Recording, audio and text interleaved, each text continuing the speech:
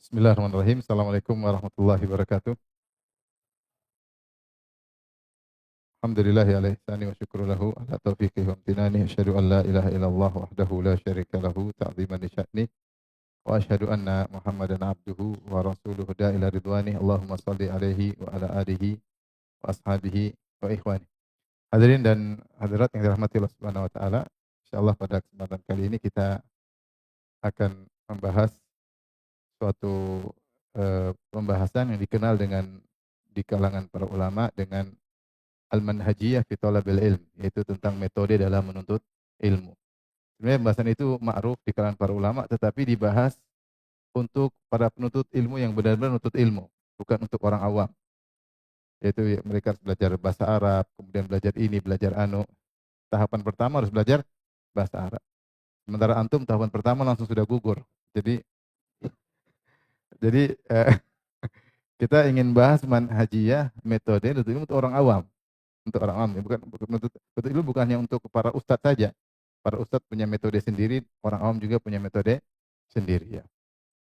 Oleh karenanya dua-duanya punya metode. Kita berusaha mentakrib, mendekatkan bagaimana metode nuntut ilmu bagi orang awam. Ya, adapun kalau metode nuntut ilmu bagi penuntut ilmu mudah, kita bisa jelaskan dengan mudah karena mereka siap. Rata-rata mereka sudah bisa bahasa Arab, rata-rata mereka sudah punya ilmu alat ya. Itu mereka ngerti ilmu mustalah misalnya, ilmu alat, tinggal bagaimana cara belajar. Itu lebih mudah untuk kita sampaikan. Tapi ketika seperti saya sekarang tugasnya menyampaikan metode nuntut ilmu bagi orang awam, ini agak berat. Kita harus cari metode yang pas, silabus yang pas untuk orang awam. Karena yang wajib nuntut ilmu bukan cuma para ustadz. Orang awam juga wajib nuntut ilmu.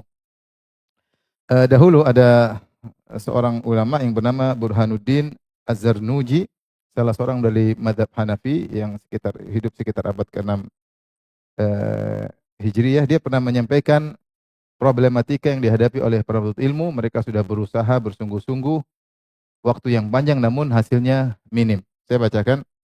Dia berkata, "Falamma ra'aitu katsiran min tullabil ilmi fi zamanina yajidduna ilal ilmi wa la yasilun." Tatkala aku melihat banyak dari para penuntut ilmu di zaman kami, itu abad ke-6 ya. Abad ke-6 atau awal abad ke-7 ya. Yang mereka bersungguh-sungguh menuntut ilmu, semangat tetapi tidak sampai pada tujuan. Ya. Wa min manafi'ihi wa thamaratihi wa hiyal amal bihi wan nashru yuhrimun atau yuhramun. Bahkan mereka tidak berhasil mendapatkan buah dari menuntut ilmu, yaitu berupa amal dan dakwah. Mereka terhalangi dari buah nuntut ilmu. Kenapa? Lima annahum akhta'u tariqahu wa taraku syara'itahu. Karena mereka salah dalam metode nuntut ilmu dan mereka meninggalkan syarat-syarat nuntut ilmu. Wa kullu man akhta'a at-tariqa dhalla. Dan siapa yang salah dalam menempuh jalan, dia akan tersesat. Wala yanalul maqsuda qalla au jalla. Maka dia tidak akan meraih tujuan sedikit atau banyak. Fa'aradtu wa ahbabtu an ubayyina lahum tariqa ta'allum ala ma ra'aitu fil kutub. Maka aku berusaha untuk menjelaskan kepada mereka bagaimana manhajiyah atau metode atau urutan dalam tuntut ilmu yang saya dapat di dalam buku-buku para ulama. Ya, jadi apa yang kita rasakan sekarang juga telah dirasakan oleh para ulama terdahulu. Tapi dia berbicara dalam kondisi pembicaraan tentang para penuntut ilmu yang benar-benar mau jadi ustadz atau menjadi pendakwah. Namun yang dihadapi oleh para penuntut ilmu yang sesungguhnya akan menjadi pendakwah atau menjadi ustadz juga dialami oleh orang-orang awam. Artinya banyak orang awam, tidak semua mereka berhasil mendapatkan buah ilmu ya. Di antara mereka ada yang menuntut ilmu namun tidak melaksanakannya. Di antara mereka menuntut ilmu malah semakin duniawi ya. Di antara mereka menuntut ilmu hanya perhatian sama casing, tidak perhatian terhadap hakikat daripada ilmu itu sendiri. Dan itu sekarang fenomena yang terjadi di tengah-tengah awam orang-orang yang ngaji. Ya, ini yang mau kita sebutkan problematikanya apa dan bagaimana solusi yang mungkin bisa kita tawarkan kepada kawan-kawan sekalian. Ya. Baik, sesungguhnya siapa yang nuntut ilmu? Ya, kita dapat yang nuntut ilmu kemudian putus tengah jalan. Ya. Biasanya orang kalau yang problem pertama yang saya sebutkan sini, kita sebutkan problematika yang ada di tengah-tengah ikhwan dan akhwat dalam masalah menuntut ilmu. Saya kumpulkan sebagian, saya coret-coret, mudah-mudahan sesuai dengan realita yang ada. Yang pertama, yaitu tidak continue dalam mengikuti kajian. Tidak continue ya. Sehingga mengaji rame-ramean putus tengah jalan ya. Ya. Atau kajian pertama rame, kemudian berkurang, akhirnya tinggal ustadz dan 2 orang. Alhamdulillah orang ini nggak pergi, kalau nggak ustadznya sendiri. Dan itu kejadian dan itu banyak terjadi. Saya kemarin kunjungi satu daerah, ada kawan, dia bahkan sudah, ini bukan di Jakarta, di luar Jakarta, bahkan sudah doktor. Saya tanya, berapa yang hadir? 2 orang, subhanallah. 3 orang. Dia punya ilmu udah tinggi, tapi nggak ada yang mau hadir. Nggak ada yang mau hadir. Berarti ada yang salah. Tapi kalau ada kajian tertentu, rame. Kajian tertentu, ada ustadz datang dari luar, rame. Ada pembahasan tentang misalnya cinta, rame.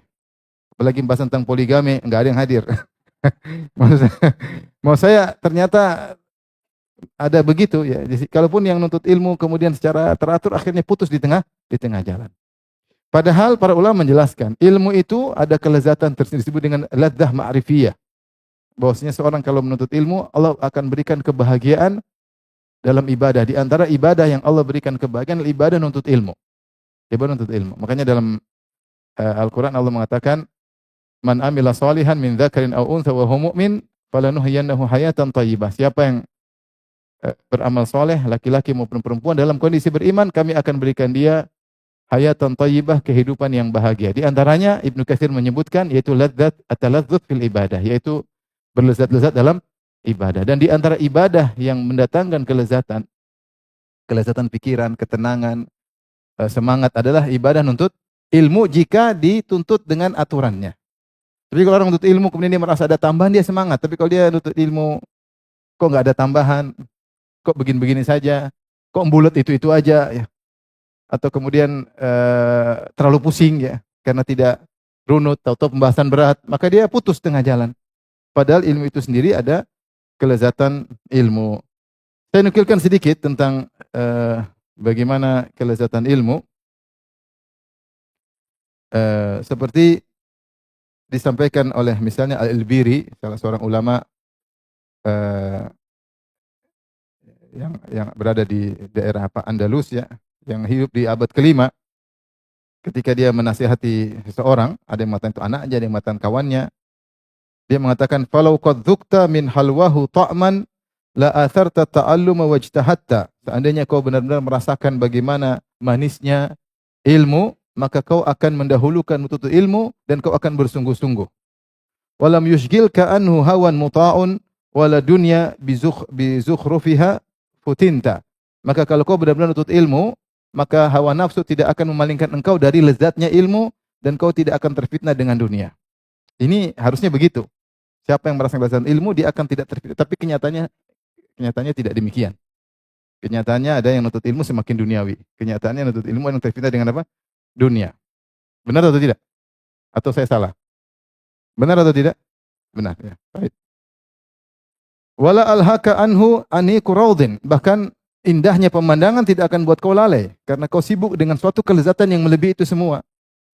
Wala khidrun bizinatiha kulifta. Bahkan wanita yang terpinggir juga tidak akan melahirkan engkau. Dia menyebutkan bahwasanya nuntut ilmu itu ada kelezatan ya. Dan ini disampaikan juga oleh Ibnul Jauzi dalam kitabnya Saidul Khatir. Dia berkata, "Wallahi ma a'rifu man asha rafi'al qadri balighan min al-ladzat ma lam yablugh ghairuhu illa ulama al-mukhlisin." Demi Allah, aku tidak mengetahui ada orang yang hidup dengan tinggi kedudukannya dan mencapai kelezatan yang tidak dicapai oleh selainnya. Orang-orang yang tidak bisa mencapai kelezatan tersebut seperti para ulama yang ikhlas. Mereka telah merasakan kelezatan yang luar biasa yang tidak diraih oleh orang-orang yang itu. Kelezatan apa? Kelezatan ilmu. Ibnu Taimiyah pernah berkata dalam Majmu' Fatawa, "Wala raiba anna ladzatal ilmi a'dhamul ladzat." Tidak diragukan bahwasanya kelezatan ilmu adalah kelezatan yang paling agung.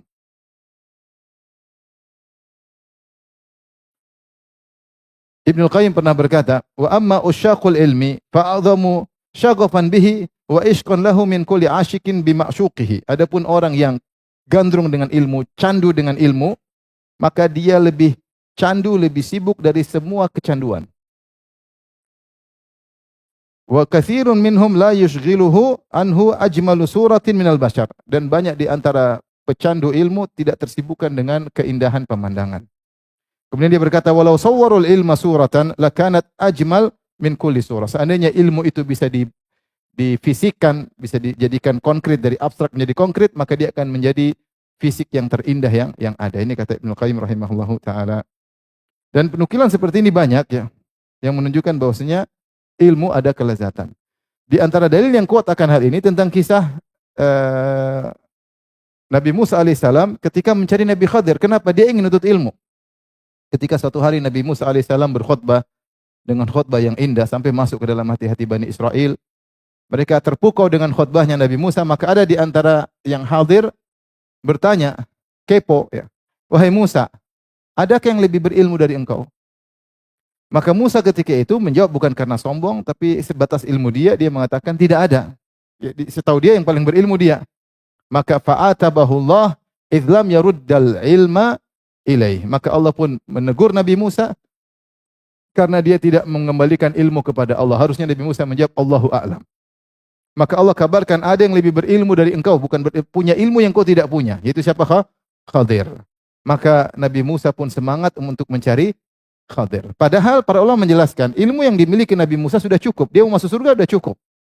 Dan dia sudah adalah termasuk ulul azmi minar rusul. Khadir bukan ulul azmi minar rusul. Para rasul kan banyak.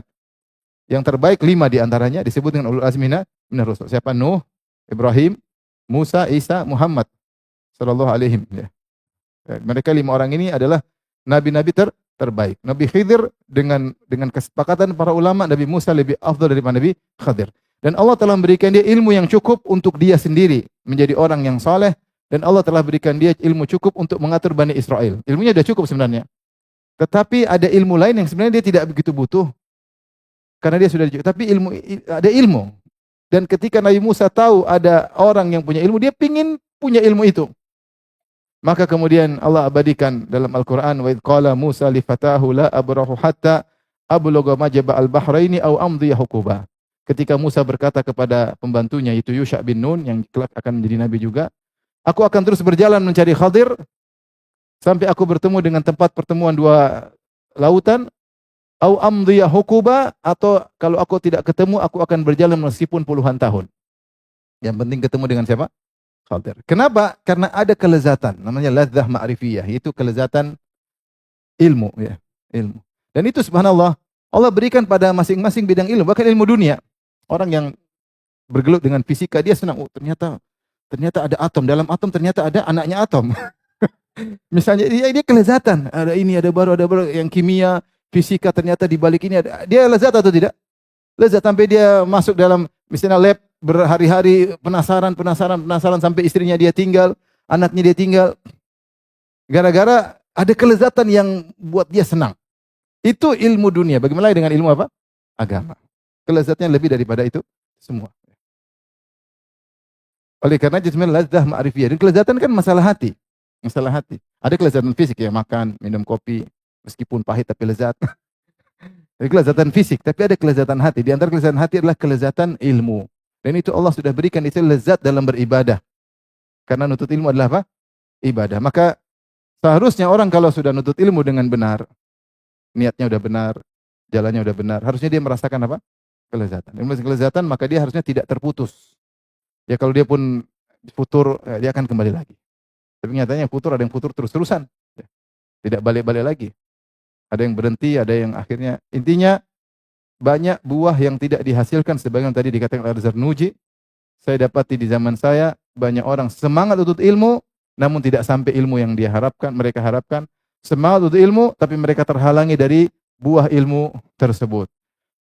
Fenomena yang beliau lihat di zaman tersebut juga mungkin kita rasakan di zaman sekarang. Nuntut ilmu semangat, tetapi ternyata tidak mencapai apa yang seharusnya dicapai.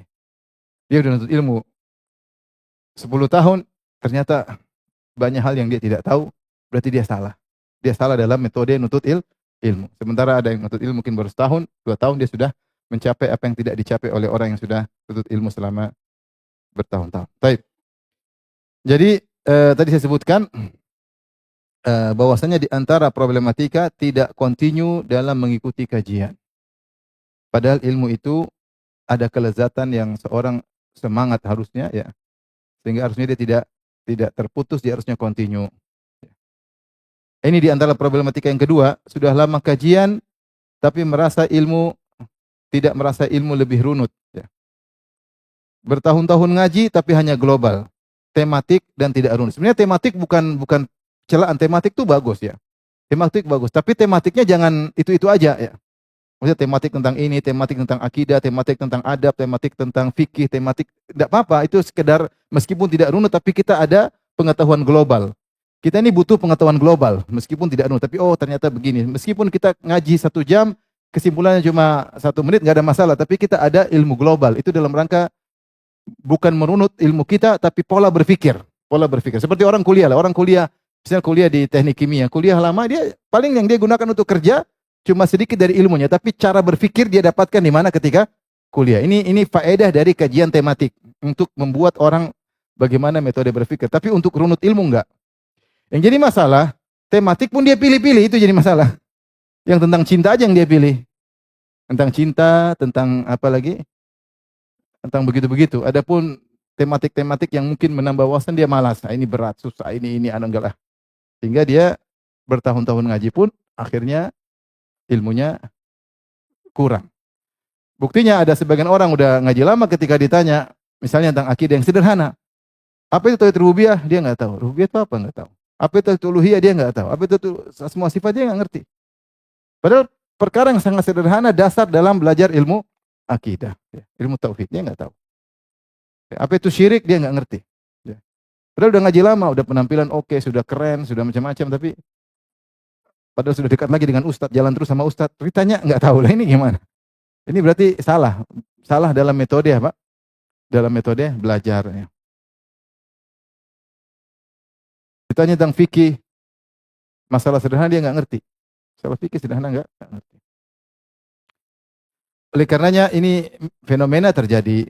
Kemudian di antara fenomena yang muncul mudah terkena syubhat.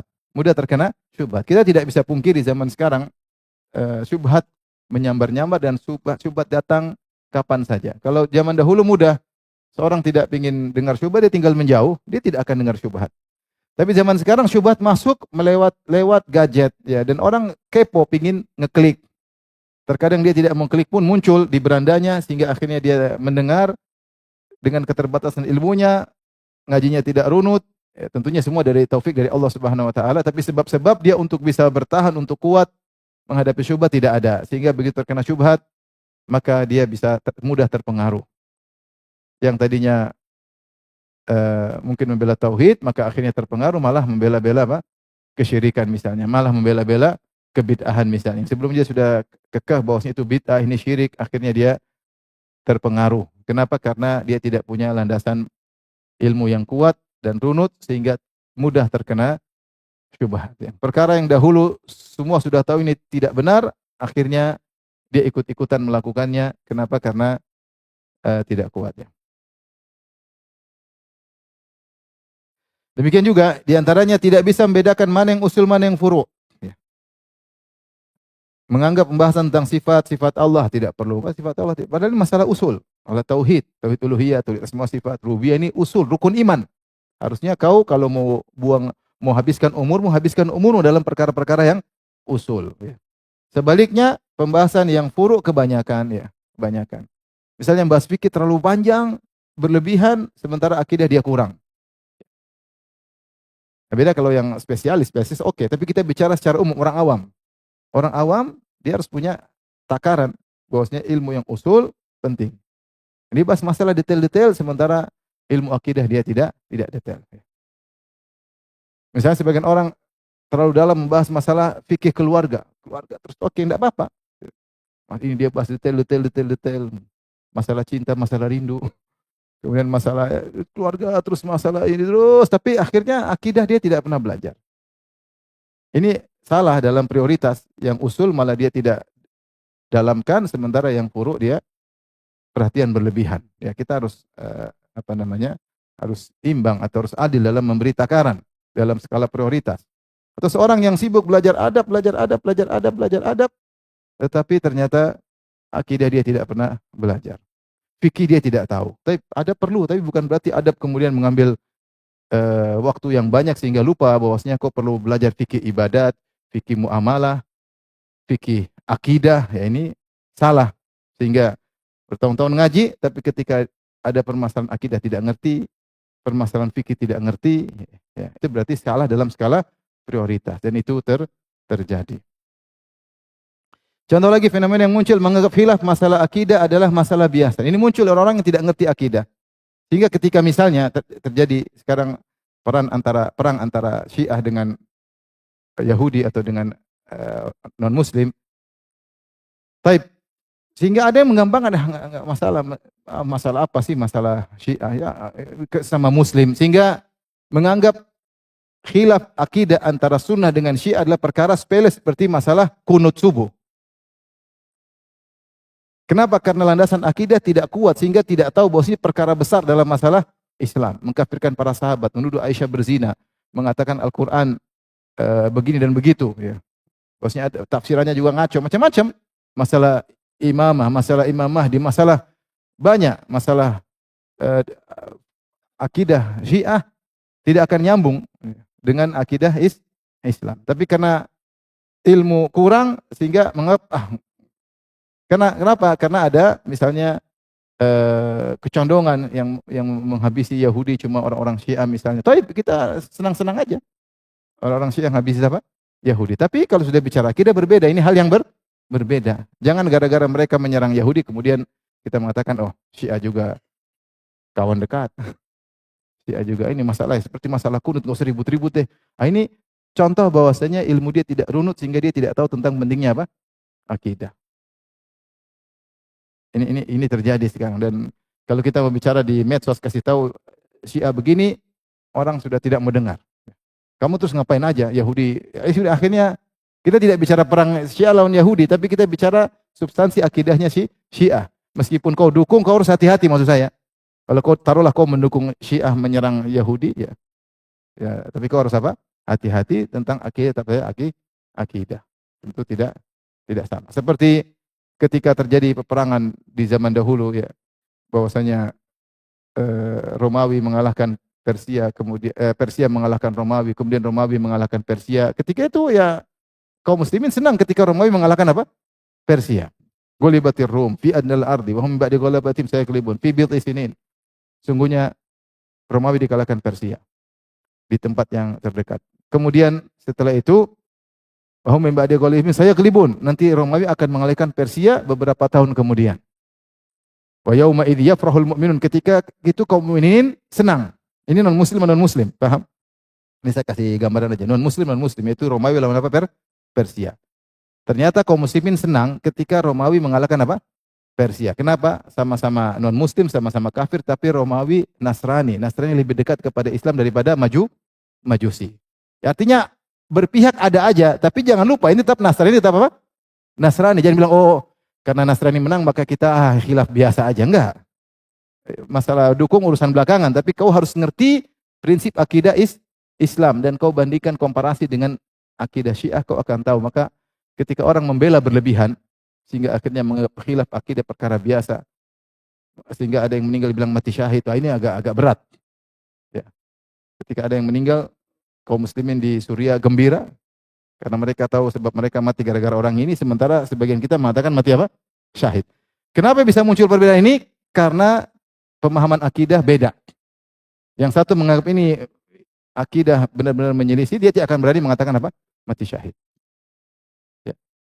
Tapi kalau didukung urusan lain. Ya. Tapi yang tidak menganggap akidah perkara biasa seperti hanya akidah seperti masalah kunut, hanya perbedaan saja, perbedaan sudut pandang, maka dia akan mengucapkan demikian. Ini menunjukkan bahwasanya ada khalal, ada kesalahan dalam belajar, yaitu porsi untuk akidah kurang.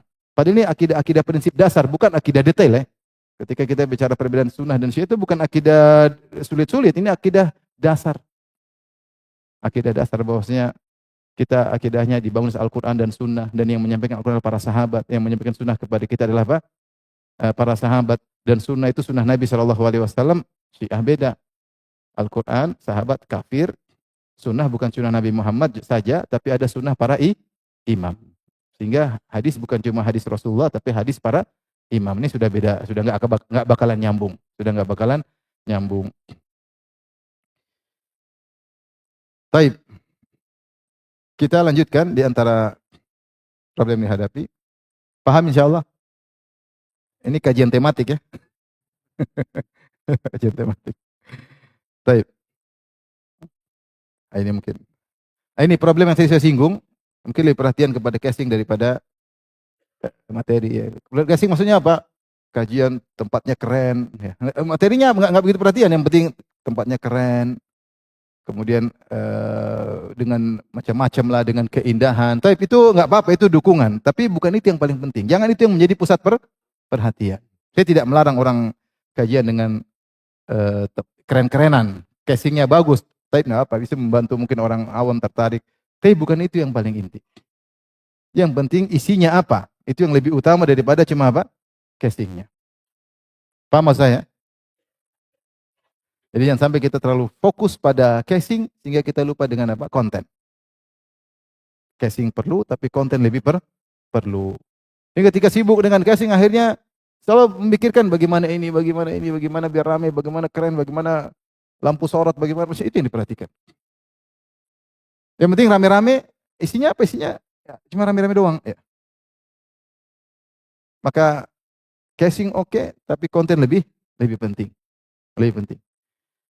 Tapi di antara problem besar, ini banyak terjadi, terutama di Jakarta mungkin ya. Ya ini. Ngaji bukan semakin zuhud, malah semakin apa? Duniawi. Tadi sudah saya singgung. Ya. Maunya ngaji dengan yang keren-keren aja. Oh, kenapa ngaji situ? Ada artis yang ikut. Oh, jadi bangga bisa ngaji sama artis. Keren-keren. Oh, sana di Hotel Bintang 7. Oh, semangat. Jadi apa namanya? Padahal Nabi SAW disebut oleh Ar-Razi dalam Arba'in, bahwasanya Nabi SAW orang yang komitmen dalam zuhud. Dia selama hidupnya tidak pernah sekalipun tidak zuhud. Selalu zuhud. Dan dia kalau ketemu orang miskin semakin tawadhu. Berbeda ketika ketemu orang kaya maka beliau biasa-biasa saja. Rasulullah SAW. Nah coba kita bandingkan diri kita. Saya bicara bukan antum aja, saya bicara ustadz juga. Ya. Kalau ketemu orang miskin semakin perhatian atau semakin ketemu orang kaya baru kemudian apa? Baru terpukau, terpesona, seakan-akan rendah di hadapan orang-orang yang berduit. Nabi tidak demikian, Nabi sebaliknya. Oleh karena Ibnu Hajar rahimahullah ketika membahas tentang bab sombong dalam Kitabul Adab, kemudian yang bahas hadis tentang bagaimana Rasulullah SAW ingkanat amatun min ima'il Madinah la ta'khudhu biyadi Rasulullah sallallahu alaihi wasallam. Sungguh ada seorang budak perempuan dari budak-budak yang ada di kota Madinah mengambil tangan Nabi sallallahu alaihi wasallam kemudian bawa Nabi kemanapun yang dia sukai. Ya. Dalam riwayat kata Nabi, "Unzuri ila ayyi sikkatin min sakil Madinati syi'ti." Kau bawa saya kemana saja dari orang-orang Madinah terserah engkau. Kemudian Ibnu Hajar mengatakan inilah menunjukkan puncak tawadhu Nabi. Kenapa Nabi ketika bermuamalah dengan ini seorang budak, bukan seorang merdeka. Pertama. Yang kedua, budak ini pun bukan budak lelaki. Budak apa? Wanita. Kemudian ini budak-budak manapun. Karena amatun min ima'il Madinah. Mau budak manapun Rasulullah SAW tidak peduli. Rasulullah malah semakin perhatian sama budak-budak ini. Kemudian budak itu ketika memegang tangan Nabi atau memegang lengan Nabi, menunjukkan dia mau bawa Nabi kemana saja, Nabi biarkan. Puncak tawadhu Nabi SAW. Justru ketika ketemu orang-orang susah malah semakin perhatian. Bukan malah keren-kerenan. Kalau begitu kita malah perhatian sama yang keren-keren, ada sesuatu yang salah. Bukannya nggak boleh kita perhatikan orang keren, boleh. Jadi maksudnya harusnya perhatian kepada orang susah lebih. Ini maksudnya saya mengkritiki kita semua, termasuk saya juga ya. Harusnya perhatian sama orang susah harusnya lebih. Bukan malah bangga dengan keren-kerenan. Berarti ada duniawi. Makanya Rasulullah SAW ketika dikasih syubhat oleh orang-orang kafir, sehingga turun wasbir nafsaka ma'al ladzina yad'una rabbahum bil ghadati wal dalam surat Al-Kahfi. Ketika orang kafir punya ide, ya Muhammad, sudahlah, kalau kau mau ngajak kita ngaji, itu orang miskin jauhin dulu. Ngaji dulu sama kita, nanti kalau ini baru kita lihat bagaimana. Itu masuk ke hati Nabi. Itu syubhat masuk ke hati Nabi, ini ide bagus.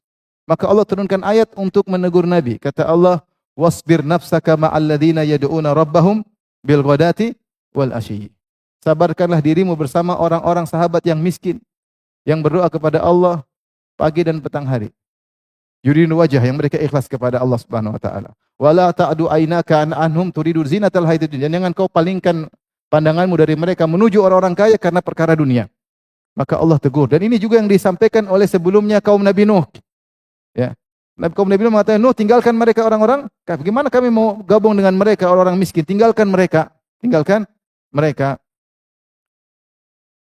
Maka Allah mengatakan, walaula an thabbatnaka laqad kita tarkanu ilaihim syai'an qalila. Kalau bukan kami kokohkan engkau wahai Muhammad, tentu kau akan condong kepada mereka. Itu condong kepada syubhat-syubhat mereka. Jadi maksud saya, semua orang boleh ngaji, kaya miskin boleh ngaji, siapa saja boleh ngaji, tapi jangan kita kemudian malah berbangga-banggaan ketika dengan para artis, dengan orang-orang kaya itu yang kita upload seakan-akan keren, katanya bangga kalau bisa duduk sama orang-orang kaya.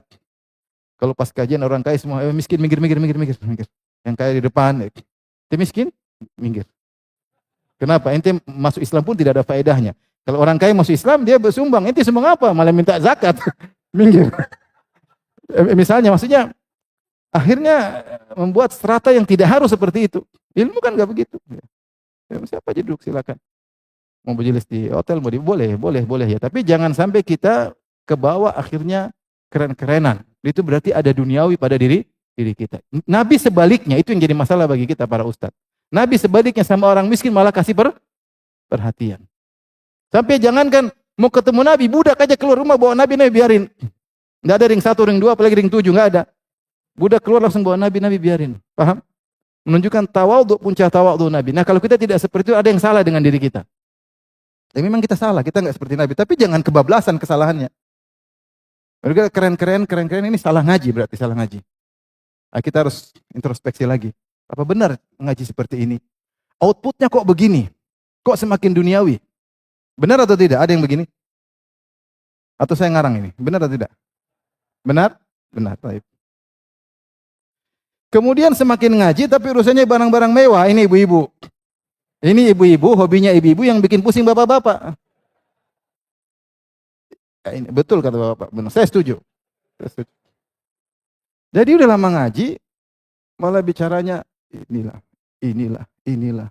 Bahkan di masjid bicara barang branded, itu branded, ini branded. Saya kemarin ditegur sama orang. Ustadz ini bicara zuhud, tapi Ustadz ternyata bawa koper bermerek. Mereknya apa?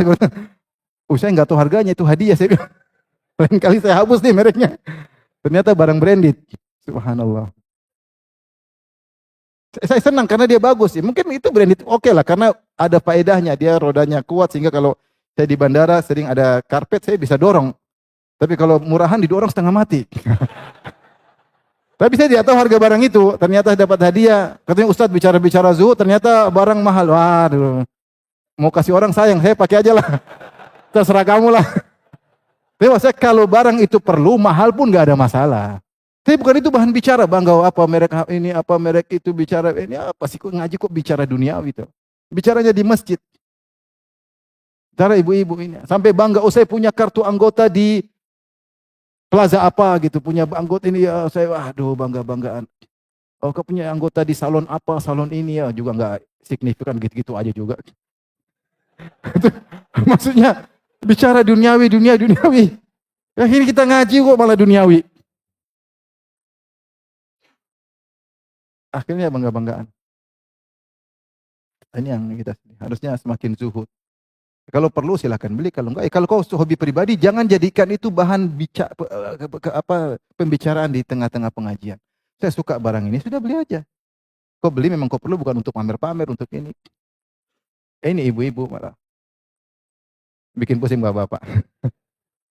Bahkan ada yang bangga dengan KW. Saya KW 1 loh. Hampir asli.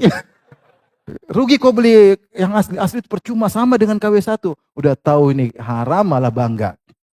Ini kan bohong KW. bangga. Kau KW 3, ini KW 1 lebih bagus. Ya Allah, gimana yang asli? KW aja udah sombong apalagi. Jadi kalau kita punya hobi, tidak untuk kita pamer-pamerkan, tidak untuk kita share, tidak untuk kita bicarakan. Saya masih hobi seperti sudah, kok jangan aja orang. Kok bikin pusing suami orang. Jangan, sudah pusing-pusing sendiri. Karena memang ada yang barang-barang branded yang memang bermanfaat. Saya rasa kasih tas itu. Tas itu subhanallah saya nggak tahu harganya berapa. Mungkin 20, mungkin 30, saya nggak tahu. Tapi memang manfaat. Ketika saya bawa, rodanya bagus, kemudian isinya bagus, ya namanya juga barang bagus. Ya kalau udah ada barang bagus ya silakan, apa. Tapi jangan jadikan bahan, oh apa tasmu merek apa sih? Ah cuma itu murahan, bagusan ini loh. Ngapain kita bicara seperti itu di tengah-tengah pengajian? Kita tujuan itu mengingatkan apa? Akhirat.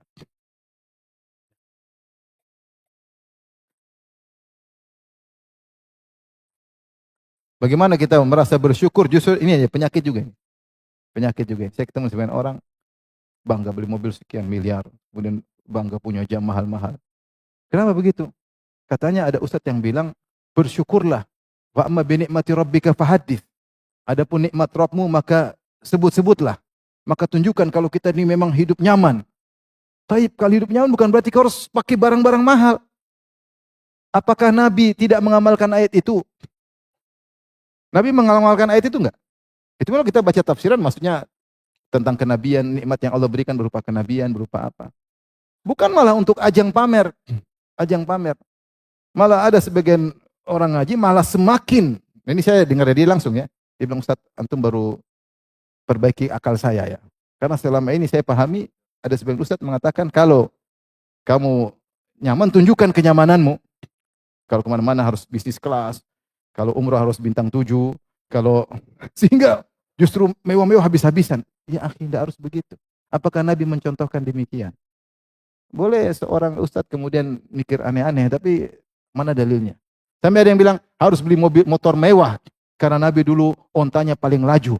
Taib, paling laju berarti harus beli mobil Harley, motor Harley 2 miliar. Ini yang paling brong brong brong. Kalau kamu beli aja, jangan bilang ini sunnah. Nanti orang bilang Harley sunnah. Kalau kau hobi silakan urusan kau, tapi jangan kau jadikan ini bahwa ini syariat. Enggak boleh. Justru ketika Imam Bukhari membawakan bab tentang bagaimana onta Nabi dikalahkan, dibawakan dalam bab tawadhu. Silakan buka dalam Sahih Bukhari. Ya. Dalam Kitabur Riqaq, dalam bab tawadhu. Ada onta Nabi kalah dari ontanya orang biasa. Rasulullah mengatakan tidaklah suatu duniawi kecuali berhak untuk Allah menjatuhkannya. Bukan untuk malah bangga-banggaan. Akhirnya seorang menganggap bahwasanya motor 2000 cc sunnah. Kenapa? Karena onta Nabi paling kenceng. Ya, onta dengan onta beda-beda tipis. Tapi maksudnya kemungkinan onta Nabi terlatih atau bagaimana. Tapi bukan berarti kau pahami bahwasanya kalau onta Nabi kenceng kan buat perang. Kau pakai motor buat apa coba? Onta Nabi kenceng kan ada yang fungsinya buat perang. Makanya ada lomba onta, ada lomba kuda. Karena untuk apa? Perang. Tapi kalau motor 2 miliar buat apa? Lomba apa coba? Hah? Lomba apa? Ingat ya, kalau mau beli, beli silakan. Yang penting dia dihisap masing-masing. Ya. Allah tanya, kenapa beli motor ini? Kau bisa jawab, beli silakan. Tapi jangan kau bilang ini sunnah. Jangan kau bilang ini apa sunnah. Saya sempat tanya sama teman-teman yang suka main motor-motor gede. Saya bilang jujur ya, antum kalau naik motor mewah begitu ada hati berubah enggak? Ada lah Ustaz. Naik motor 2 miliar tuh, brong brong brong. Pasti ada Ustaz. Narsis, orang pingin dilihat orang. Ya, kalau orang kan kita enggak usah. Brong brong brong, wah. Udah keren. Ibarat kalau macan kan, semua lihat langsung. Kalau tikus cicit enggak ada yang lihat.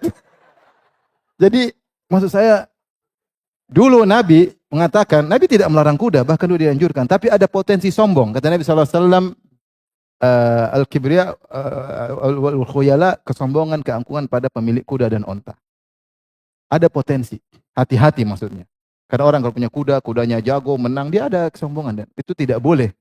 Artinya kehebatan kudamu tidak boleh menjadikan kau sombong. Tapi banyak kejadian orang punya kuda yang hebat jadi sombong. Padahal yang jago bukan dia, yang jago kudanya. Tapi itu pun dia sombong. Nah, berarti barang itu padahal memiliki kuda syar'i di zaman itu. Benar atau tidak? Syar'i, kuda syar'i, unta syar'i karena banyak manfaat. Kemudian antum punya barang mewah. Ya, hati ini berat. Jangan sampai hati kita kemasukan apa? Sombong. Tapi kalau kita punya motor 2 miliar harganya, apalagi bandrolnya belum antum lepas. Antum jalan, waduh, kira-kira hati aman atau tidak? Jujur. Jangan antum nggak punya motor, jangan kau jawab. Yang punya motor mahal coba angkat tangan, saya ingin tahu. Jujur. Yang punya motor mahal. Oh, ini yang ngaji miskin semua ya? Maksud saya, subhanallah. Saya diskusi sama sebagian mereka, ya susah Ustaz jaga. Sekarang antum naik motor 2 miliar, terus ada yang naik motor moge tapi harganya 300 juta. Antum, ayo assalamualaikum. Benar atau tidak? Hati lemah, maka jangan spekulasi dengan hati. Jangan spekulasi. Nah, maksud saya, kalau ngaji jangan sampai tambah duniawi. Ngaji bolehlah, ngaji silakan. Kita grup, kumpul, tapi jangan duniawi. Akhirnya kalau nggak duniawi, nggak semangat ngaji. Maunya yang duniawi. Kita harus ingat bahwasanya tujuan kita ngaji untuk ingat apa? Akhirat. Kita semakin zuhud harusnya. Semakin lambah ngaji, semakin zuhud. Ibu-ibu mulai kurangi beli branded. Mulai, udah, kalau perlu enggak apa-apa ya. Memang penting, perlu, manfaat, silakan. Kita beli tas 600 juta, buat apa coba? Simpan kulkas juga nggak bisa, simpan motor juga nggak bisa. Apalagi simpan suami, Shrek. Terus 600 juta buat apa? Nggak sesuai. Itu namanya, apa namanya? Tidak zuhud. Ini namanya israf. Mengeluarkan uang yang banyak, manfaatnya kecil, kata Ibnu Hajar, nukil dalam Fathul Bari. Di antara israf, pengeluaran banyak, manfaatnya kecil. Kalau keluar banyak, manfaatnya banyak, nggak ada masalah. Beli mobil mewah, tapi untuk safar, untuk ini, oke lah. Jelas manfaatnya. Tapi kalau barang kecil, hati-hati beli jam. Beli jam juga hati-hati. Jam 12 miliar, kan begini-gini. Hati-hati. Siapa bisa jaga hati? 12 miliar. Nah, jujurlah. Susah ya. Benar nggak? Ah, antum nggak punya jam, jangan bicara. Intinya ikhwan ya, maksud saya, kalau antum punya hobi ya untuk pribadi, bukan untuk apa? Jangan sampai antum ngajak-ngajak orang bicara tentang duniawi. Oh, biar orang punya hobi, saya suka Ustaz, indah, ya sudahlah. Saya suka dengan seperti silakan. Yang penting kau siap ditanya oleh Allah kenapa beli barang ini. Kalau kau bisa jawab, lakukan. Saya pernah ketemu seorang ikhwan haji sama saya. Masya Allah dia dermawan. Saya bicara masih, terus dia pakai jam mahal. Dia bilang, gimana antum? Siap Ustaz, saya siap dihisap. Saya siap, Allah tanya saya akan jawab. Oh ya siap, silakan. Saya bilang lanjut. Karena dia siap jawab ya, mungkin dia ada keperluan, saya nggak tahu. Mungkin sebagai konsultan atau sebagai apa ya urusan dia lah. Jangan mikirkan diri kita dengan dia ya. Ya itu urusan dia. Selama bisa jawab, silakan. Baik, dan di antara penyakit juga yang menimpa sebagian kita atau kita semua, dakwah dijadikan orientasi bisnis ini yang problem sekarang. Bukannya kita berkorban, kita malah mengorbankan audiens.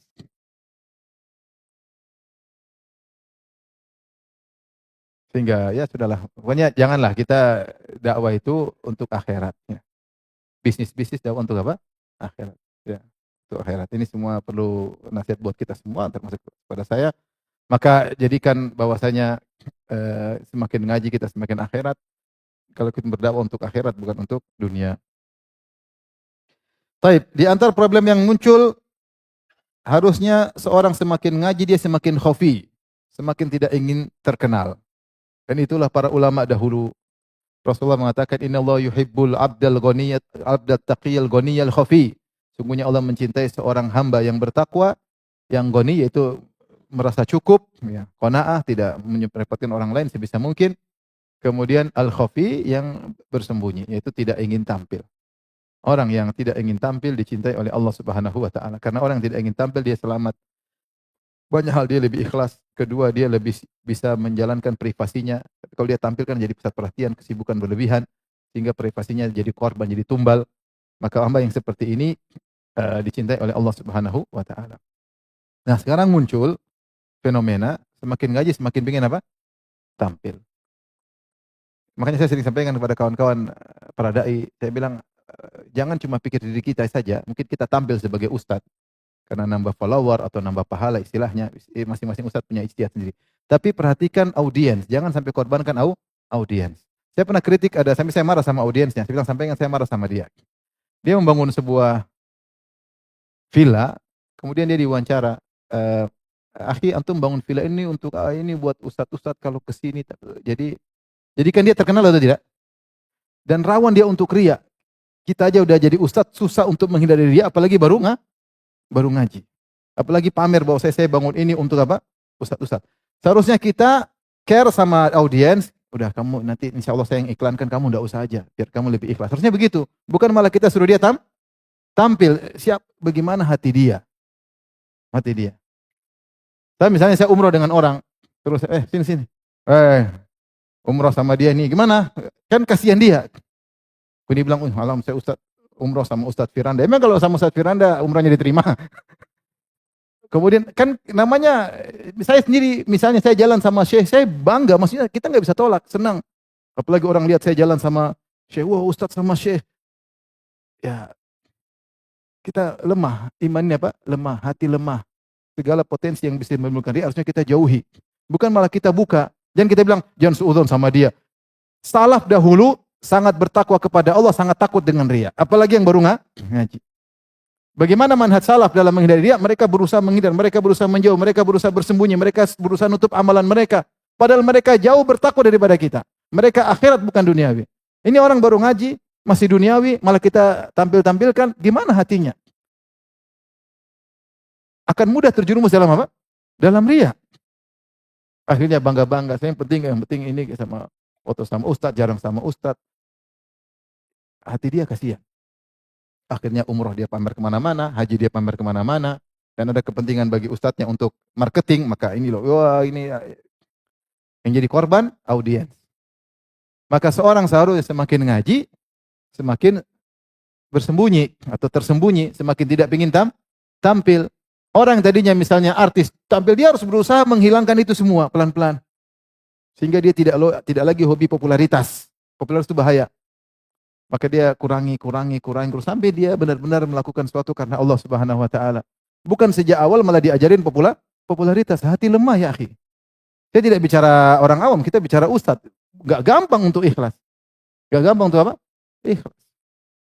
Kalau misalnya saya kajian terus yang hadir ribuan orang, saya ingin kasih tahu, kalau saya ngisi yang hadir ribuan. Ada begitu, ada saja ya namanya ingin tahu bahwa saya kedudukannya tinggi. Kalau saya ngisi sama gubernur, apalagi presiden, saya ingin shooting, orang tahu, saya dekat presiden aja ngaji sama saya, kalau bisa. Tapi nggak ada presiden ngaji sama saya, maksudnya. Mau saya lemah, kita aja ustadz lemah, ingin tunjukkan bahwa kenapa tunjukkan? Apa tuh riya?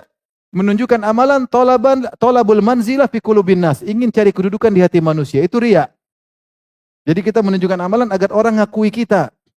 Ngakui bahwasanya orang-orang kaya ngaji sama saya, artis-artis ngaji sama saya, pejabat-pejabat ngaji sama saya, pejabat kalau ada masalah telepon saya. Kita tunjukin. Itu bisa menimpa ustadz atau tidak? Bisa, itu dalam mengaji. Bahkan ustadz tersebut sering menjelaskan tentang bahaya riya. Dia sendiri bisa terjerumus. Bagaimana orang awam? Antum bangun villa ini buat apa? Buat ustadz-ustadz. Kasihan dia. Saya langsung bilang, sampaikan sama dia, saya marah. Kayaknya kontennya sudah dihapus. Mudah-mudahan, saya nggak tahu. Tapi intinya, kita malah ngajarin orang udah ngaji lama supaya jangan suka popularitas. Kalau kau mati kau sendiri, popularitasmu tidak bermanfaat. Hanya kau dengan Allah Subhanahu wa taala. Biasakan kau dengan Allah berdua. Biasakan kau mencari muka kepada Allah. Kita aja ustadz susah. Gimana kita menjerumuskan orang baru ngaji. Jangan bilang jangan suudzon. Enggak, ini metode salaf. Salaf seperti itu. Yang lebih bertakwa takut, apalagi yang baru ngaji. Potensi untuk kena riya lebih besar. Lebih besar. Maka ini salah satu problem, semakin ngaji malah semakin terkenal. Semakin ngaji malah semakin populer. Ya. Baik. Berikutnya di antara fenomena, ini fenomena yang berulang-ulang dari dulu sampai sekarang. Fanatik pada satu guru saja. Fanatik pada satu guru saja. Ketika seorang ngaji satu guru saja akan timbul fanatisme. Makanya di antara eh, nikmat dari Allah kepada teman-teman di Madinah, mereka ngaji sama banyak syekh. Syekh ini, syekh ini, syekh ini, syekh ini banyak. Sehingga mereka tahu bahwasanya syekh ini tidak sempurna, dikurangi dilengkapi oleh syekh yang lain. Syekh ini punya kekurangan, tapi kekurangan ditutup dengan kelebihan syekh yang lain. Sehingga mereka sering lihat ada pendapat lain, sehingga tidak jadi katak dalam tempurung. Tapi ketika seorang ngaji sama satu orang terus itu saja seakan-akan ini yang paling hebat, yang lain apa? Kurang hebat. Sehingga dia akhirnya fanatik, disengaja atau tidak disengaja oleh gurunya dia akan menjadi seorang yang fanatik. Ya. Maka ini fenomena yang muncul ya. Apalagi kalau ternyata gurunya terus benar-benar pintar, benar-benar karismatik, maka potensi fanatik semakin besar. Apalagi gurunya men-setting supaya dia karismatik. Nah, disengaja men-setting sehingga karismatik, sehingga luar biasa, sehingga orang kalau ketemu sangat luar biasa, semakin mudah lagi untuk apa? Fanatik. Maka masing-masing dai bertakwa kepada Allah, jangan membranding dirinya agar difanatiki oleh orang. Kita ini siapa? Kita banyak kekurangan, kita banyak dosa, banyak kekurangan. Ilmu juga cetek. Kita ya, ngaji sama siapa sih yang penting bermanfaat. Enggak mungkin kita ngajak orang semua ngaji sama saya. Saya ilmunya terbatas, kemampuan saya terbatas, takwa saya kurang. Harus banyak bertobat kepada Allah. Masih banyak orang yang baik. Silakan. Oleh karenanya ketika terjadi mengaji hanya satu orang saja, akan timbul fanatisme. Karena tidak pernah mendengar dari yang lain. Terpukau dengan satu orang. Apalagi orang tersebut men-setting dirinya agar karismatik. Dan itu terjadi pada sebagian orang ya. Terjadi ya. Misalnya ada seorang, ini contoh, ada orang di pengajian, ketika dia tidak hadir, bisa digantikan sama orang lain, dia nggak mau. Nanti dia ulangi lagi. Pokoknya nggak boleh orang ganti kedudukan dia. Padahal yang menggantikan mungkin setara atau lebih dari dia. Kenapa? Supaya orang hanya dari dia. Ini ustadznya men-setting agar difanatisi. Seperti itu. Ya banyak cara lah kalau kita mau difanatiki bisa saja ya. Bisa saja lah dengan membranding kita murid siapa, kemudian pujian terhadap kita jangan kita puji diri sendiri, itu ketahuan. Suruh orang yang puji.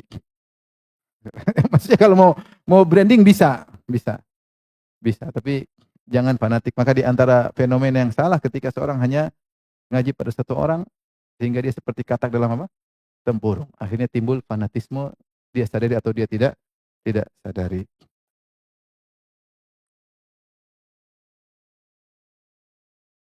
Ini juga di antara fenomena ngaji cari kenyamanan, bukan kebutuhan agama. Nanti kita bahas bahwasanya kita ngaji itu karena kebutuhan, bukan karena kenyamanan. Nyaman iya, itu adalah buah dari nuntut ilmu. Tapi sebagian orang ngaji cuma nyaman. Ngaji itu susah, saya nggak mau. Mau ini enak, sama Ustaz ini enak karena pembahasannya ini nyaman, tenang, masalah yang mudah-mudah, yang ringan-ringan, nyindir-nyindir suami terus, ibu-ibu rame. Yang satu-satunya nyindir istri terus, bapak-bapak suka. Maksudnya kita ngaji bukan masalah nyaman, kita ngaji beribadah kepada Allah, kita ngaji ilmu yang kita butuhkan. Di antara bentuk kenyamanan juga, ketika kita membuat sistem pengajian dengan model tertentu, orang tidak mau ngaji kecuali seperti itu. Kita boleh event seperti itu baru kita ngaji. Kalau enggak event gitu enggak, misalnya. Ini ada di Ibnu Taimiyah ditanya, ini sebagai gambaran. Ada Ibnu Taimiyah rahimahullah ditanya dalam Majmu' Fatawa tentang seorang sudah mendakwahi para pelaku maksiat, mungkin tukang mabuk, tukang maksiat, mujrimin. Dia dakwahi, ternyata mereka tidak sadar. Akhirnya dia punya ide. Dia punya ide bikin nasyid. Kumpulin orang nasyid dengan nasyid-nasyid Islami dan hukum nasyid boleh. Kemudian dijadikanlah nasyid ini metode dakwah. Akhirnya dia lakukan. Dan akhirnya sebagian orang sadar. Sebagian tidak, sebagian sadar. Maka kemudian orang ini bertanya kepada Syekhul Islam Taimiyah, apakah metode begini sudah benar? Karena dengan cara biasa orang tidak sadar, tapi dengan menampilkan nasyid-nasyid, kumpulin nasyid-nasyid Islami, qasidah-qasidah, akhirnya banyak di antara mereka yang sadar, sebagian tidak sadar.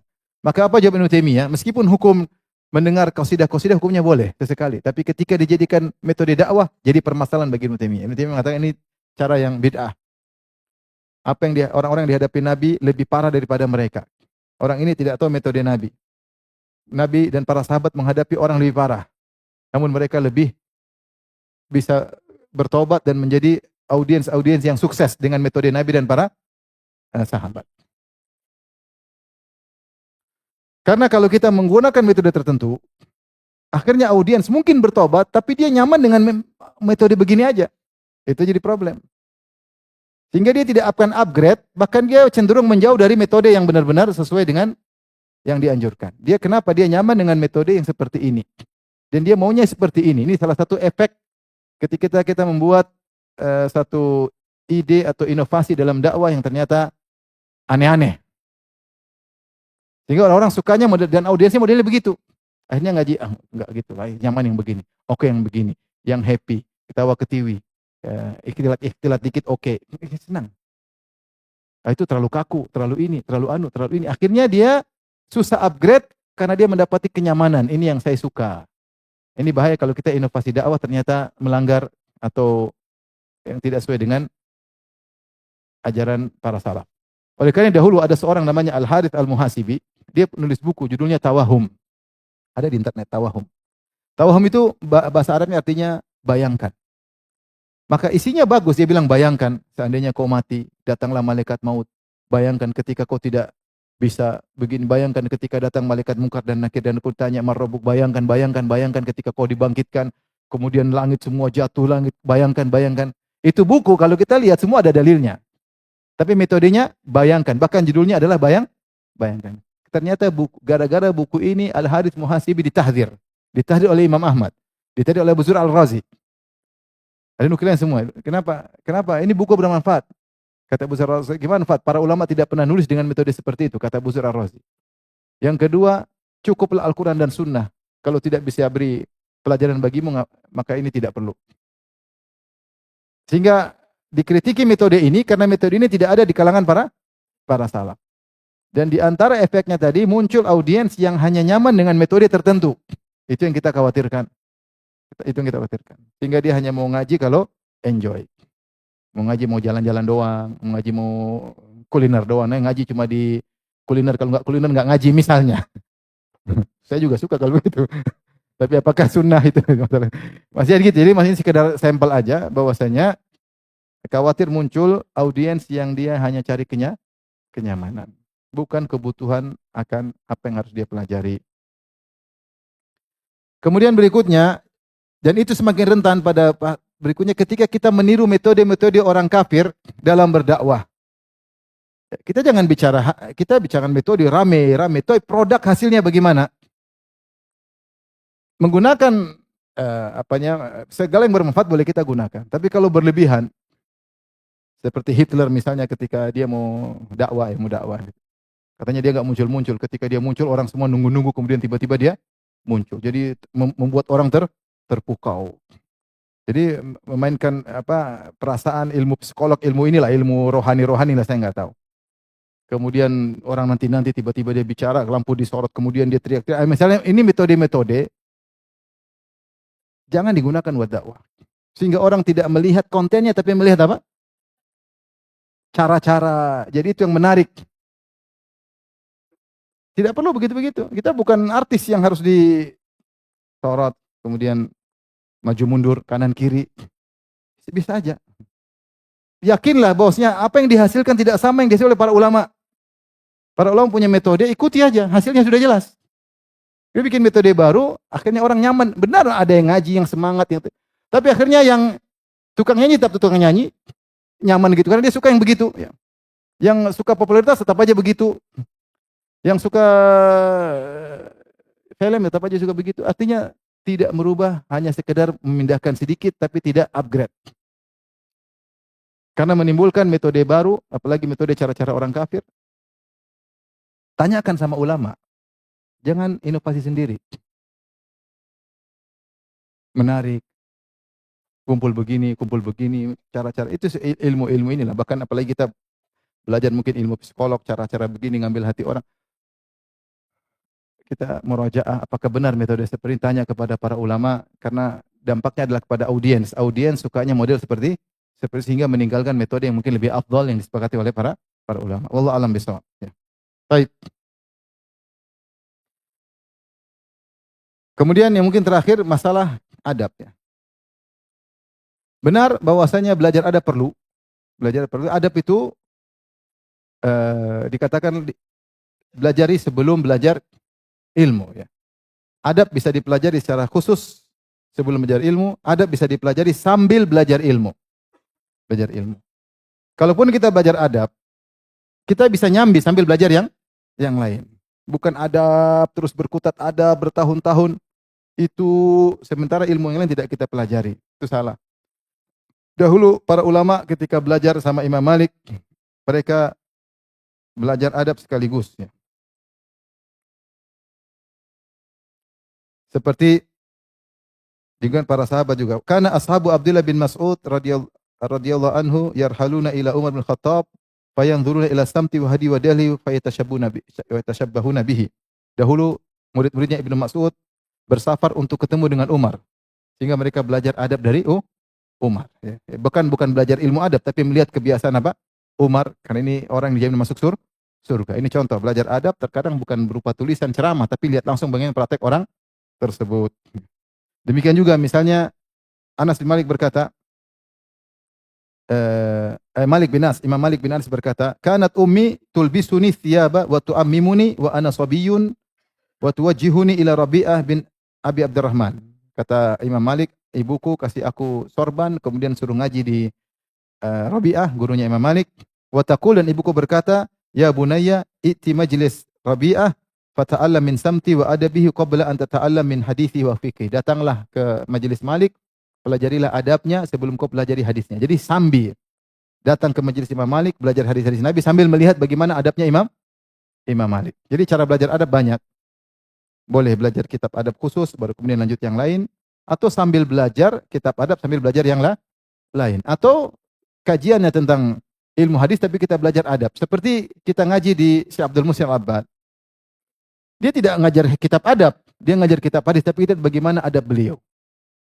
Adab Syekh Abdul Muhsin Al-Abbad, hafizahullah ta'ala. Bagaimana ketika beliau menjawab pertanyaan, bagaimana jawaban-jawaban beliau. Kita bisa belajar adab dari tingkah laku atau perbuatan-perbuatan guru tersebut. Jadi masalah ketika seorang hanya belajar adab pada satu poin tertentu atau pada sehingga yang lain dia tidak pelajari, itu problem ya. Itu problem. Sehingga apalagi mengesankan adab lebih penting daripada akidah, ini sudah salah. Salah dalam menilai. Tidak ada adab lebih dari akidah ya. Adab itu salah satu bagian ilmu ya. Muqaddimah bukan berarti muqaddimah lebih penting daripada inti, iya enggak? Adab itu muqaddimah, bukan berarti muqaddimah lebih penting daripada inti. Kau belajar muqaddimah jangan muqaddimah melulu. Belajar inti, pasal-pasalnya pelajari.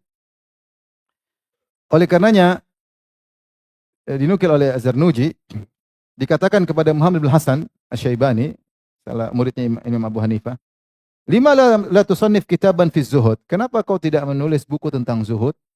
Kata dia, "Qad sannaftu kitaban fil buyu." Saya telah menulis tentang fikih jual beli.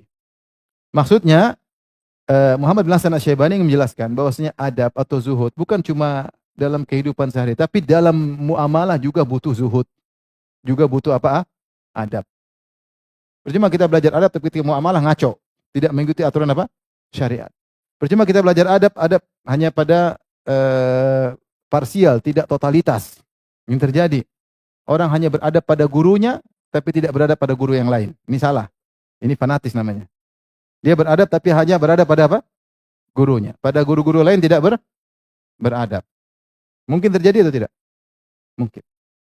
Atau dia beradab pada gurunya tapi tidak beradab pada orang tuanya. Mungkin terjadi? Mungkin. Dan ini mungkin, saya bicara bukan bicara omong kosong, nyata. Ya. Sampai ada orang ditaruh di pengajian, kemudian dia malah membantah orang tuanya. Belum ada izin dari ustadz. Nah ini, diambillah orang tersebut. Ini gimana? Belajar adab sama guru tapi nggak beradab sama orang tua. Atau adab dalam pengajian tapi tidak beradab dalam muamalah. Muamalah kacau, terjadi begini, tidak sesuai aturan. Macam-macam. Tidak benar. Adab totalitas. Bukan pada parsial tertentu. Ya. Bukan pada parsial tertentu. Dan jangan mengeksploitasi dalil agar orang berlebihan kepada kita. Jangan. Kita sudah ulama-ulama kita, Syekh Abdul Razak, Syekh Abdul Muhsin. Tidak suka kalau diagung-agungkan. Tidak suka. Itu yang ulamanya, ilmunya luar biasa, takwanya luar biasa. Kemudian datang seorang yang biasa-biasa, kemudian pengen gitu, enggak pas. Jangan bawa hadis-hadis tentang para ulama. Lihat bagaimana hormatnya Ibnu Abbas. Itu Ibnu Abbas, bukan saya. Jangan kau ajak semua orang mengagungkan Ibnu Abbas, kemudian pengagungannya Ibnu Abbas seperti mengagungkan engkau. Kita ini siapa? Kita ini siapa? Oleh karenanya jangan eksploitasi dalil untuk menggabungkan diri sendiri. Karena akan timbul fanatisme dan hanya adab parsial. Itu yang jadi masalah. Kalau belajar adab, adab secara komprehensif, secara keseluruhan, bukan parsial-parsial tertentu. Sehingga adab dalam majelis ilmu, tapi adab tidak dengan lawan jenis, tidak ada adab. Telepon, ketawa ketiwi, rapat bareng-bareng. Ini adab apa kalau begini? Cuma adab parsial. Adab sama kerja ada adabnya. Adab sama istri orang ada adabnya. Adab terhadap penuntut ilmu yang lain ada adabnya. Adab terhadap guru yang lain ada adabnya. Adab dalam muamalah, jual beli ada adabnya. Jangan adab parsial doang.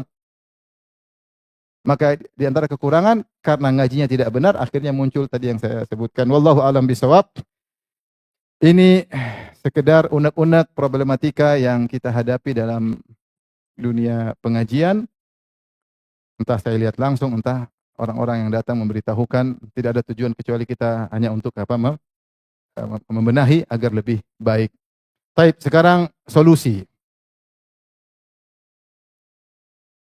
Masih ada waktu kan? Masih banyak. Solusi sederhana ya. Maka banyak hal yang harus kita benahi. Di antara solusi adalah memetakan ilmu dari sisi wajib, wajib kifayah, sunnah, tidak wajib. Ini di antara solusi.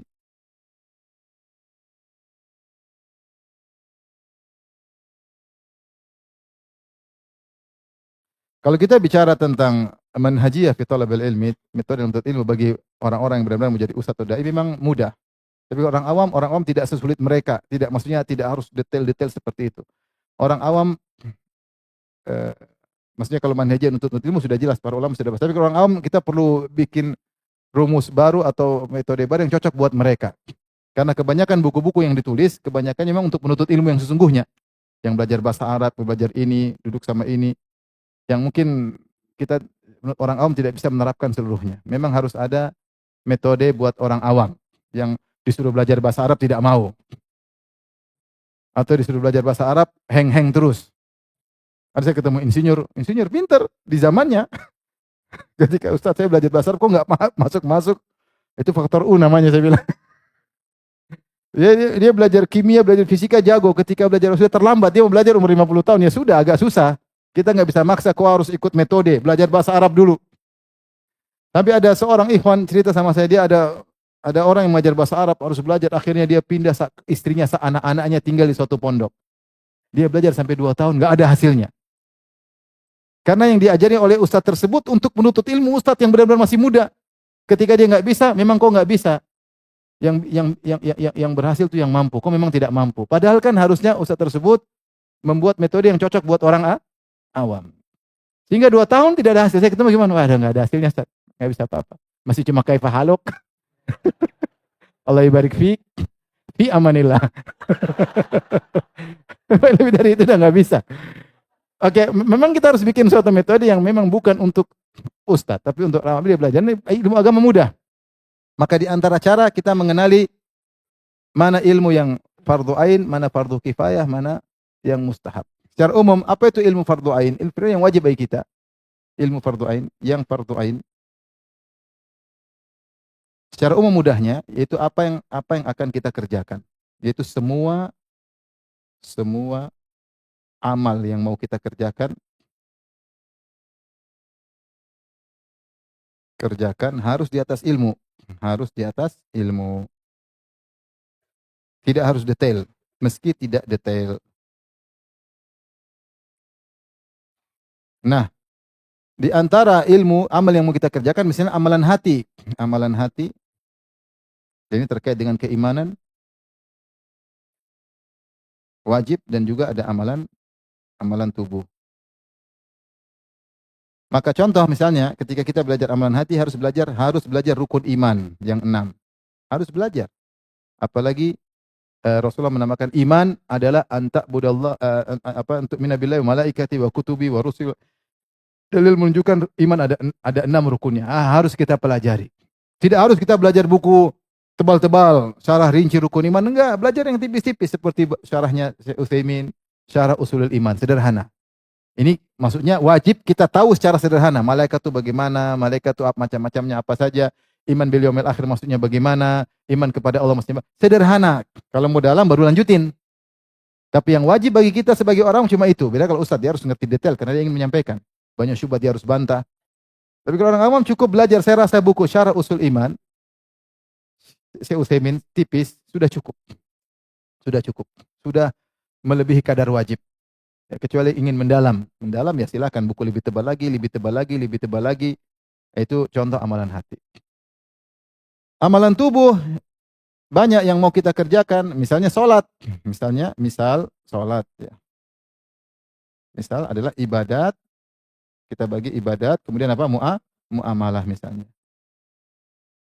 Ketika antum sholat, antum misalnya mau sholat, ya harus belajar fikih sholat. Misalnya mau sholat. Karena antum mau sholat tiap hari sekian banyak, antum harus belajar fikih sholat. Fikih sholat tidak harus detail-detail. Secara umum antum percaya sama seorang ustadz ceritakan sholat tuh begini, rukunya begini, sebut dalil, antum, sudah cukup. Sudah cukup. Kalau kita mengatakan al-hadudul adna, yaitu minimal. Minimal yang penting kau sholat dengan dalil, dengan sholat yang benar. Ya. Tapi kau harus tahu waktu masuk, waktu akhir suatu sholat, kemudian 5 waktu seperti apa, rukun-rukunnya, harus ngerti. Apa bedanya rukun dengan wajib, apa bedanya wajib dengan sunnah, terus makruh sholat, membatalkan sholat, paling tidak antum tahu. Ya.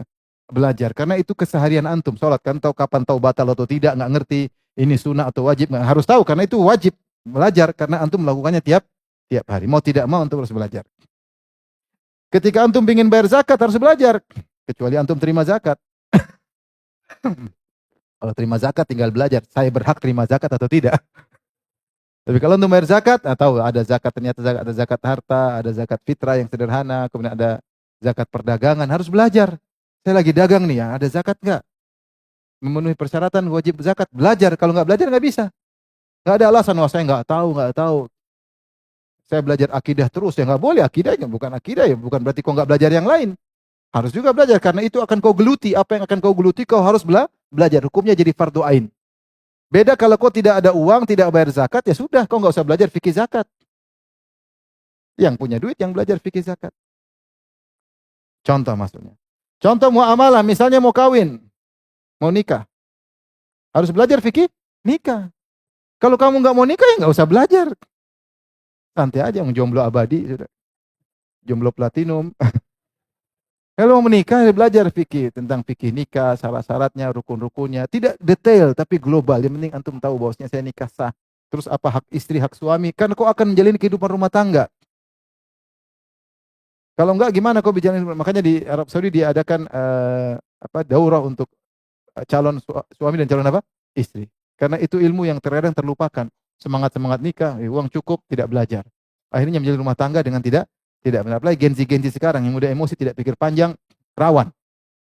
Oleh karenanya orang yang berpingin nikah harus belajar fikih nikah. Apalagi mau poligami. Oh, hanya semangat doang.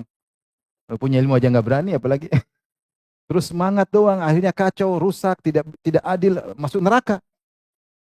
Masuk neraka. Maka sebagian ulama mengatakan poligami hukumnya makruh. Kenapa? Dia mengantarkan, mempaparkan dirinya pada ketidakadilan. Kenapa? Kalau tidak belajar, gimana dia mau adil? Akhirnya dia bisa terjerumus dalam neraka jahanam. Nah sama, ketika mau cerai, harus belajar fikih cerai. Kalau enggak, dia akan terjerumus dalam keharaman. Begitu emosi cerai. Di sini lagi haid, saya talak 3. Haid, padahal wanita haid tidak boleh cerai.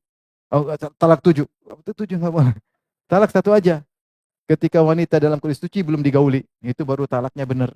Kalau tidak, kamu talaknya dosa. Talak yang haram, talak bid itu menceraikan istri dalam kondisi haid, haram hukumnya, dosa. Jatuh atau tidak, ini urusan kedua, tapi dosa. Itu kan harus belajar. Terus, wa ahsul iddah, harus hitung masa iddah. Masa iddah itu apa? Belajar.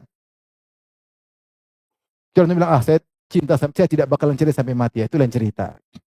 Ya, tapi kalau kamu memang ada potensi untuk cerai atau mungkin kemungkinan ada cerai, belajar, karena bisa jadi terjadi permasalahan sih, terjadi talak 1, talak 2, talak bain, rujuk. Ini semua ilmu harus dipelajari dalam rumah tangga agar dia tidak salah ketika hidup rumah tangga. Karena namanya potensi permasalahan itu ada.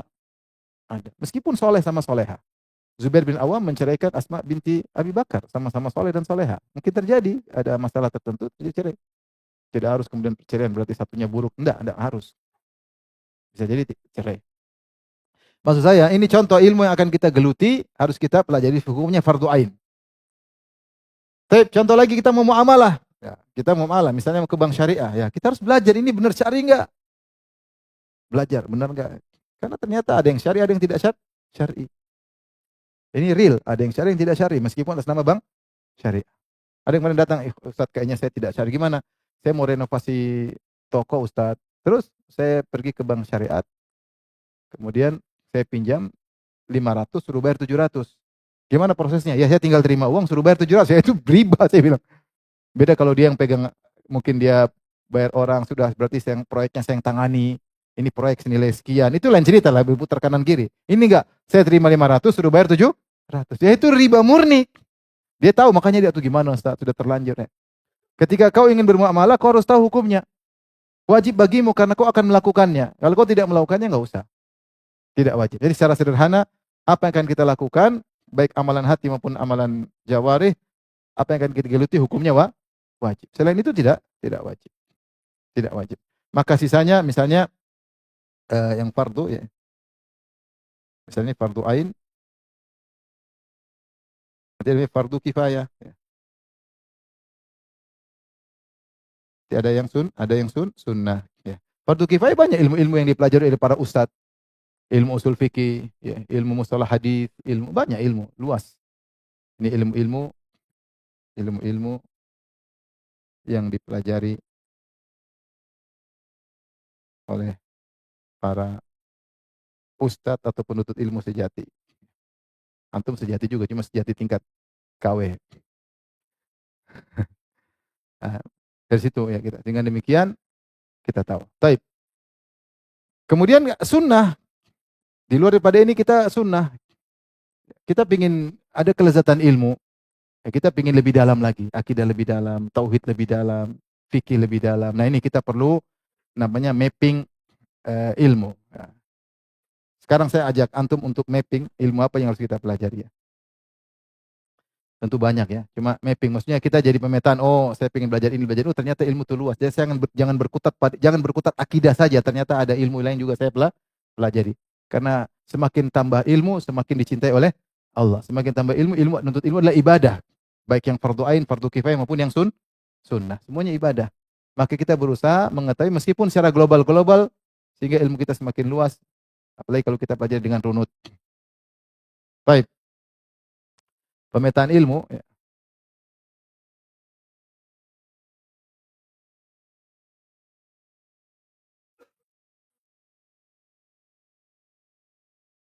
Misalnya memetakan ilmu. Ilmu luas ya. Tapi kalau antum bisa tahu sedikit demi sedikit, apalagi kitab-kitab yang ringkas, itu bagus. Sehingga antum punya wawasan tentang ilmu agama yang lebih komprehensif. Tidak berkutat pada satu saja. Meskipun buku-buku tipis, kalau ada daurah buku tipisnya ini tematik tapi daurah. 3 hari tentang sirah, ikut. Antum ada gambaran global. Tematik tentang adab menuntut ilmu sehari penuh, 2 hari. Bagus, antum ikut. Tematik misalnya tentang ilmu hadis, ikut. Seperti itu. Ya. Nanti tinggal kapan antum mau kembangkan, antum bisa belajar secara lebih intensif kepada ustadz-ustadz yang bahas secara detail. Misalnya kita bagi ilmu, ada namanya ilmu akidah. Nanti ada namanya ilmu fikih. Ada namanya ilmu tarikh.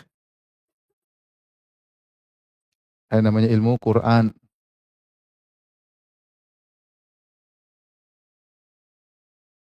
Misalnya ada namanya ini, misalnya ilmu adab ya.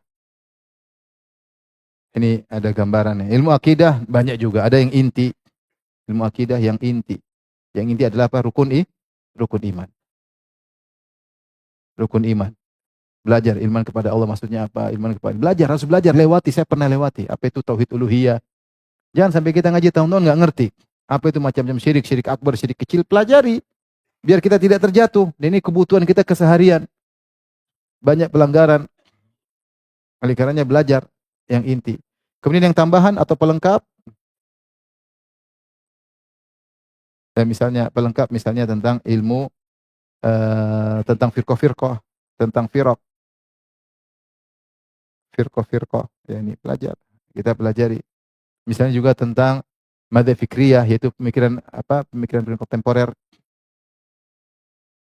yang juga tersebar. Ini kalau pingin tambah ya, pingin tahu, oh ternyata ada namanya ada namanya liberalisme, ada namanya misalnya apa pluralisme, ada namanya ateisme, ada namanya macam-macam ya, sosialisme. Nah, ini kita pelajari, ada namanya Darwinisme.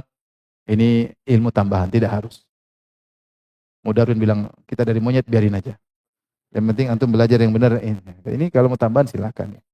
Ada namanya misalnya ilmu tentang adian, perbandingan agama, ya, seperti Zakir Naik, masya Allah. Ini tambahan. Ini semua belajar dalam ilmu apa? Akidah. Yang ini aja sudah mencakup waktu yang banyak. Mungkin kalau bukan ustadz tidak perlu belajar pelengkap. Penting antum belajar ini. Belajar lengkap tauhid, asma sifat asmaul husna, pelajari. Saya sudah belajar nama asma, apa maknanya Ar-Razzaq, apa namanya Al-Muqit, apa maknanya misalnya Al-Halim. Harus tahu. Karena itu lewat dalam Al-Qur'an belajar. Butuh waktu tapi belajar.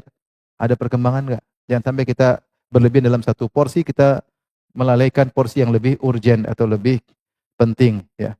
Ini salah dalam skala prioritas. Ini ilmu kita. Ilmu fikih belajar, ya. Tidak usah detail, tapi kita lewati, ya. Fikih tadi fikih ibadat, fikih muamalah tadi sudah kita singgung. Ya. Kita harus belajar. Mau umroh harus belajar umroh, belajar umroh. Jangan asal umroh saja, belajar umroh, fikihnya bagaimana. Mau haji, belajar haji. Belajar karena saya mau haji. Ya. Belajar. Dan seterusnya. Mau jual beli, ada namanya jual beli, ada jual beli, ada sewa menyewa, ada utang piutang, ya. Ini ilmu kalau kita ingin tahu, meskipun kita tidak jual beli, kita ingin tahu tidak apa-apa, karena dapat pahala. Ini namanya semua ilmu Allah Subhanahu wa Ta'ala. Dan mempelajari ilmu Allah itu zikrullah, ingat kepada Allah. Makanya Allah menamakan mendengar ilmu Allah adalah berzikir. Seperti dalam Al-Quran Allah mengatakan, fas'alu ahla dzikri in kuntum la ta'lamun. Kalau kalian tidak punya ilmu, tanyalah kepada ahli zikir, maksudnya kepada para ulama. Ketika mereka menyebut tentang agama Allah, mereka sedang berzikir karena mereka sedang mengingat ajaran Allah Subhanahu wa taala.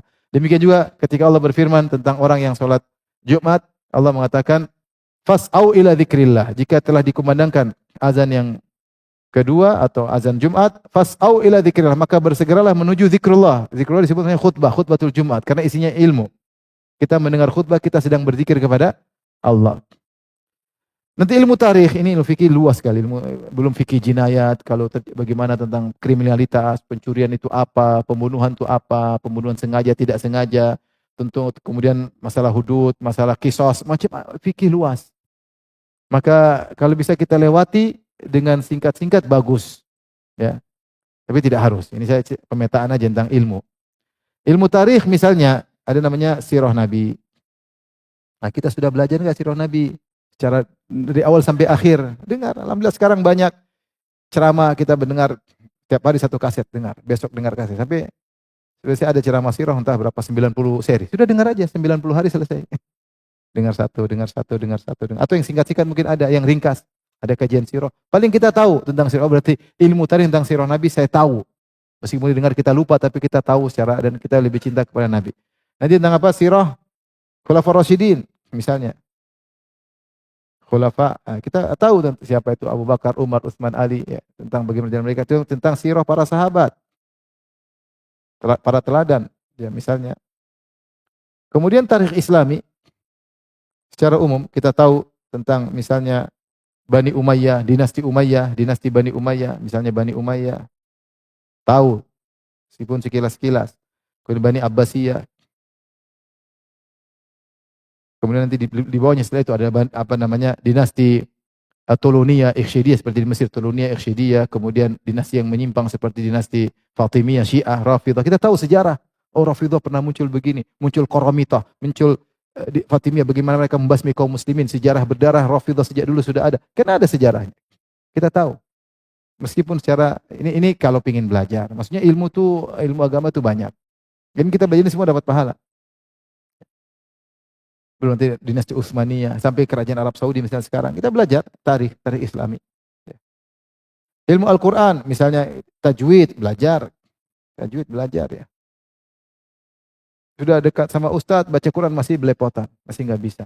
Ya. Sudah sering foto sama ustadz juga tidak bisa apa? Baca Quran. Baca Quran diam-diam kenapa? Biar ikhlas padahal enggak bisa baca. Takut didengar, sama biar ikhlas. Padahal takut didengar. Padahal kalau dia bisa baca dia pamer emang. Oleh karenanya belajar ilmu tajwid ya, ilmu tafsir. tafsir belajar, ada ulumul Quran. Kalau yang hebat-hebat ilmu qiraat, ini para ustaz-ustaz ya. Tidak, tapi tahulah yang kita selalu gunakan siapa ilmu tajwid, belajar tajwid. Ada upgrade. Misalnya ibu-ibu panggil seorang ustazah, kumpul 20 orang, jangan banyak-banyak, sudah. Setoran sama dia, baik online atau offline, berkembang. Nah, terus saya kasih mukafaah, terima kasih kepada dia. Alhamdulillah, tidak lama ternyata kita belajar lebih baik. Kita merasa ngaji lebih apa? Lebih indah. Ilmu tafsir kita baca juz amma, kita pelajari. Sehingga kita baca, kita ngerti tentang isinya, tentang begini. Al-Quran tidak kita baca tafsirnya, tidak kita tadaburi. Tidak harus baca seluruh tafsir, tapi ada yang kita pelajari lah. Sehingga kita ada sedikit tentang tafsir, ulumul Quran. Ilmu adab ya tentunya adab kepada Allah, adab kepada Rasulullah, kemudian adab yang begitu banyak kepada orang tua, kepada guru ya, pada tetangga ya, pada kawan. Ini semuanya jangan parsial ya. Jangan belajar ilmu cuma pada guru doang. Ilmu adab banyak ya. Pelajari pada tetangga, pada teman, adab banyak ya. Adab dalam muamalah. Begitu utang piutang kemudian nomor HP ganti. Ya, ini afwan akhi. Alhamdulillah dia masih bilang sempat afwan akhi. Ini belum afwan akhi dia udah ganti nomor. Adab muamalah. Bagaimana kalau kita saling bermuamalah? Ya. Jangan kita malah ngaco ya. Ada kasus misalnya, oh, kamu nggak boleh protes, kamu nggak punya adab sama guru. Kalau gurunya salah bermuamalah, ya tegur yang salah. Jangan ditutupi ini guru nggak boleh ditegur, kamu nggak beradab lah. Kalau salah duit saya nggak kembali gimana? Ya, jangan ditutupi dengan ini guru ini salah menggunakan adab. Menggunakan adab untuk menutupi kesalahan. Ini tidak boleh seperti itu. Kalau salah ya, ada aturannya, iya salah ada aturannya. Tapi jangan kemudian. Jadi adab itu luas, jangan cuma satu adab saja. Adab itu luas sehingga kita komprehensif. Masih ilmu banyak yang bisa kita pelajari. Nah, ini pemetaan ilmu. Antum mulai belajar sekarang. Mulai antum belajar secara runut. Ya, kalau antum sudah memetaan ilmu, berikutnya belajar secara runut. Kalau ingin benar-benar jadi penuntut ilmu sejati. Bukan KW3 ya. Belajar secara runut.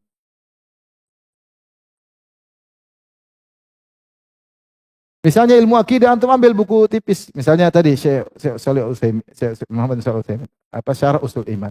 Antum belajar Usulus Sunnah Imam Ahmad, sederhana itu secara Antum belajar misalnya akidah wasitiyah, itu akidah lengkap. Kitab tauhid aja buku-buku yang penting harus lewati. Bagaimana antum mengatakan dia temannya salaf, antum tidak pernah melewati buku-buku yang membimbing antum dalam kehidupan keseharian. Belajar. Fikih atau belajar mazhab apapun yang penting belajar dari awal sampai akhir. Atau fikih sunnah silakan, tapi belajar. Jadi belajar secara runut. Runut itu kalau bisa dari buku kecil, buku-buku kecil, global, kemudian naik mendalam sedikit demi sedikit.